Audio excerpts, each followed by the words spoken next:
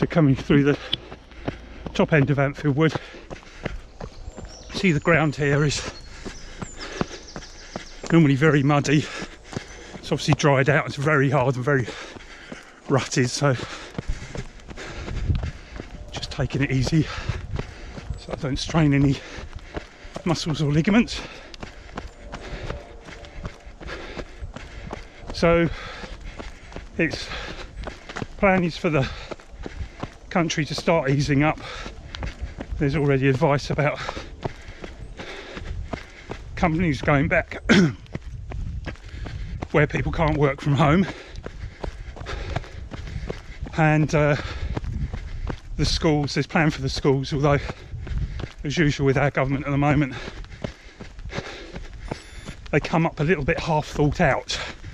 They haven't really gone into the proper details, so there's still concern by teachers and parents about sending children back to school at the start of June. But what they're planning on, or should be planning on, is reduced class sizes and trying to create distance within the schools. Although I can only imagine that is next to impossible with the little children. So we shall see on that. Netherlands, it's opened up a bit further. You can go to restaurants, but you have to book in advance, and it's only those with terraces, kind of outside areas, and then there'll be a restriction. I think it's on 30 people, and then public transport, because it's so difficult to maintain social distance, it's compulsory to wear some kind of mask over your face and nose in those areas. So hopefully we'll see things going back. US, there's been big pressure for a time. I mean, they, to me, statistically at any rate, don't look as though they're over the hump. Still some states where rates of infection is increasing and mortality is still at quite a high level. I mean, it hasn't reached the levels of Italy or Spain or even the UK,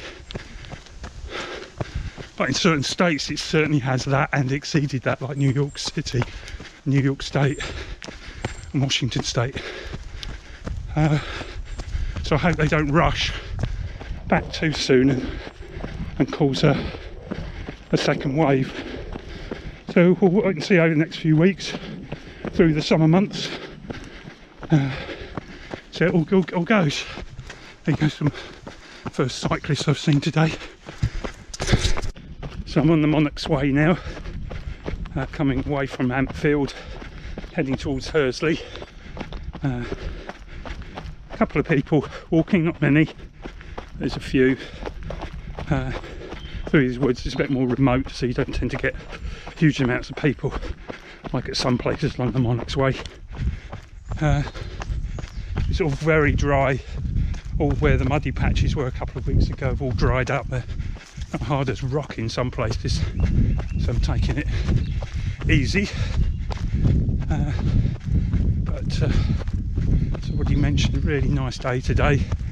The sun's pretty intense when you're out in the open, but there's a cooling breeze, so you have to take it a little bit easier because that can be deceptive. It can feel like it's cooling you down when you still need to hydrate and so on. So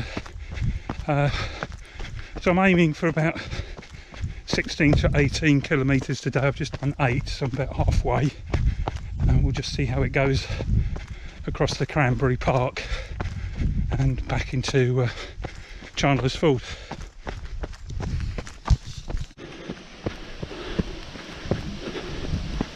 So you can see I'm on the familiar avenue now between Ampfield Wood and Hursley. Getting a lot more overgrown, the trees are all starting to arch over the path, so there is a little bit of shade in here, which is quite nice.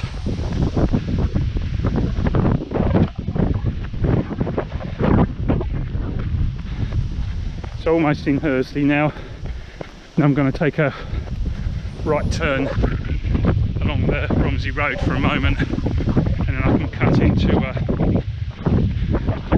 footpath footpath that goes up the inside of one of the fields up to Ladwell, and that's where I join the public footpath that goes across the Cranbury Park. So here I'm going out of Hursley, heading up the hill to Ladwell, and then I'll take a left into Ladwell and across Cranbury Park. So this is a very new path for me. Looks as though it was created just a short time ago, but it takes you off of the Romsey Road and the Hursley Road, which at this point doesn't have a path, so, and cars really do zoom along there in normal times during the day, during the week. So this is really quite a nice way of bypassing all that chaos. So I'm coming across Cranbury Park. So you get odd features like this, which clearly marks a footpath, but obviously there's no fence there anyway, just the remains of the gate posts and the gate. So normally here is where I encounter the young bullocks, but we'll see how many there are today. There's one of the farmhouses. There's quite a few farms actually dotted around here. So I'm just heading underneath the pylon into the next field. So I'm now about a third of the way through the Cranbury Park. So just coming along the last of the fields before you start going through the park proper. A little bit tarmac and then back onto the grassy trail that goes through some woodland and past the castle or the folly, Cranbury Park Folly, and that should be back. So it's looking to probably be about 16k, give or take. It's not a bad run for a sunny Sunday. So just about to come out of Cranbury Park. Just done 14 kilometres so far, so not far from the end. It'll probably be over 16 now.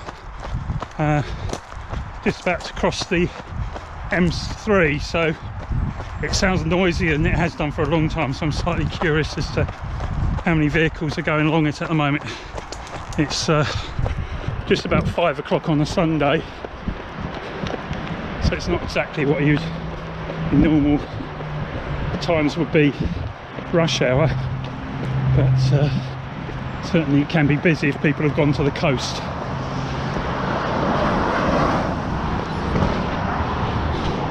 So that way is Southampton, Portsmouth and Bournemouth to the coast.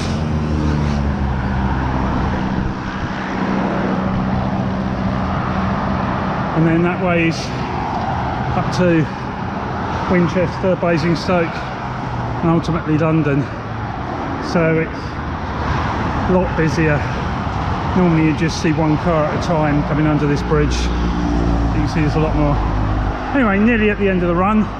Just coming back into Otterbourne, so not far from home now, and looking forward to having a bit of a rest and then planning the next run.